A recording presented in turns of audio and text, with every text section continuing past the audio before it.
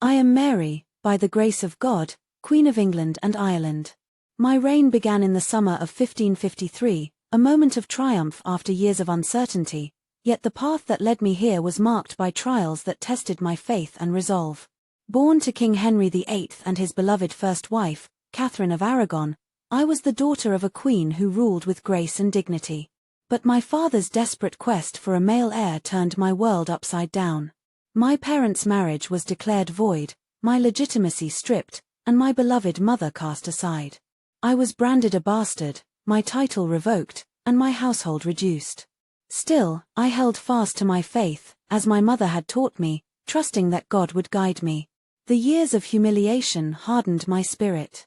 When Anne Boleyn met her tragic end and my father married Jane Seymour, I was forced to sign a submission recognizing my father's supremacy over the church. My heart broke to deny my mother and my Catholic faith, but I saw no other way to survive. Over time, I reconciled with my father, but I never forgot the injustice inflicted upon me and my mother. When my half-brother Edward VI ascended the throne, the kingdom turned sharply Protestant. My refusal to abandon Catholic practices placed me in constant danger. I prayed in secret, mindful of the spies watching my every move. Edward sought to impose his reforms upon me, but I would not yield. God, I believed, had a plan for me. In 1553, Edward's health failed. I knew my moment was near, yet I also knew the dangers I faced. Protestant factions sought to place Lady Jane Grey on the throne. She was declared queen upon Edward's death, but the people rallied to my cause. My Catholic faith, the legitimacy of my claim, and the love for my late mother inspired thousands to support me. Within days, I marched into London as queen, welcomed with cheers and prayers. My first task as monarch was to restore the Catholic faith to England. I repealed the Protestant reforms of my brother's reign, reinstated the Old Mass, and sought reconciliation with Rome. Yet, I quickly learned that a crown does not bring peace. Protestant dissenters resisted my efforts. Some fled to Geneva, others stirred rebellion. My determination to restore England to the true faith was unwavering, but it came at a cost. In 1554, I married Philip of Spain, a union designed to strengthen Catholicism and forge a powerful alliance. The match was unpopular. My subjects feared Spanish dominance, and rumors swirled about Philip's ambitions. I loved Philip dearly and hoped our marriage would bring an heir to secure the Catholic future of England.